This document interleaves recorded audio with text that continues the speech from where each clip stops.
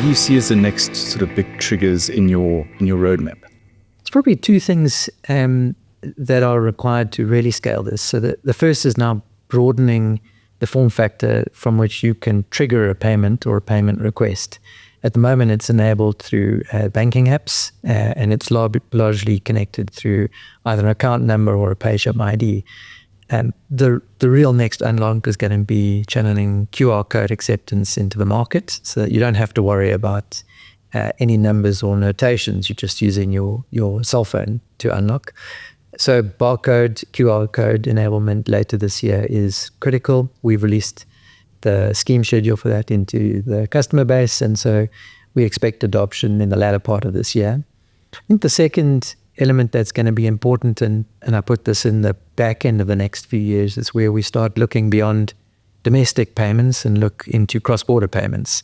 South Africa is a huge remittance market, and so we're looking to partner PayShap up with another one of our cross-border schemes that BankServ offers, so that we can have cross-border payments seamlessly embedded with domestic real-time payments. I think that's really exciting news. I think from a SARB point of view, and I think we've got very progressive regulators in the country, and obviously with the SARB acquisition of some of BankServ, I think that shows their commitment to this modernization.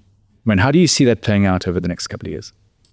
I think the main motivation for the SARB looking to acquire BankServ is that, and we've seen it in most developing markets around payments, is you can see the link between a low-cost, faster payment solution and financial inclusion and economic upliftment. So it is definitely a place that the central bank needs to play a role, and market infrastructure is a key catalyst for driving it. So that's probably the reason why. The underlying driver for it is going to be, how do we move participants in South Africa out of cash and into digital payment mechanisms? So South Africa transacts over 100 billion rand in cash transactions today. It's largely cash-based.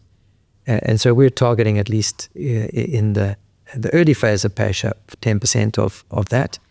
And it requires more than just infrastructure like BankServAfrica and banks like yourselves to, I think, reshape the thinking patterns in the ecosystem. And so having the central bank and the government from things like digital financial ID, which is key to bringing current participants who are not in the market into the payments ecosystem through identification mechanisms, bringing SASSA grant recipients into the ecosystem. Those are big unlock factors, and that's really something that can only be driven from within the central bank or the government.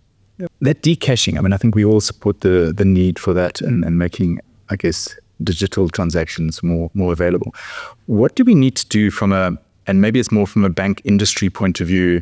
Obviously, we leverage a lot of sort of fintech innovation in this space. Yes. So what do you think needs to be done or done better to improve that adoption to get rid of cash? I think in the end, you only adopt a new payment mechanism when it's better than the one that precedes it. And it's very hard to beat cash, particularly in the sort of unbanked markets, because it's seen as zero cost. There certainly is a cost. There's a cost at fiscus, and there's a cost to the individual from a sort of a risk perspective, but it's instantaneous and it's theoretically cost-free. So how do you beat that? And it's in user experience. The real-time rail is there, but how do you make it seamlessly accessible? And I think that's the place where fintechs will really unlock the market, because they have the capacity and the penetration into the ecosystem to come up with more creative mechanisms to bring in customers into the space. Yeah. I think one of the conversations we're having internally is not just about decaching the transaction, but starting to create a financial footprint. A digital transaction will allow a behavior-based, sort of credit modeling, access to further financial services. Definitely. So, I mean, bank account access is the first foundational layer to financial inclusion, followed by payments, because it creates the data footprint that you're talking about. But ultimately, people are wanting to get credit extension, insurance, and the latter products. So, but say we don't have financial inclusion until we have sort of a deeply banked population, not an unbanked or underbanked one. And so this creates that footprint of data that can enable those capabilities.